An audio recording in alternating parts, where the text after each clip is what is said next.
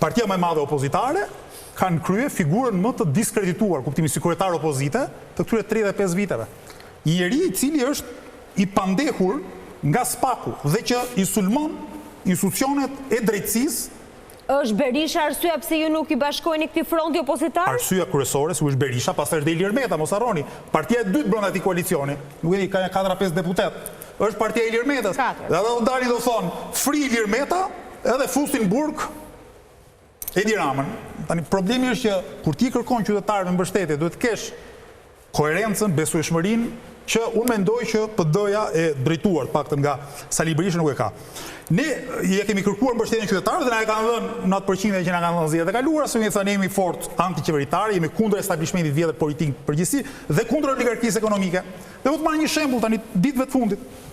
Qytetarët në Rjoll protestojnë sepse akuzojnë oligarkun Bashkim Ulaj se u ka marrë pronën.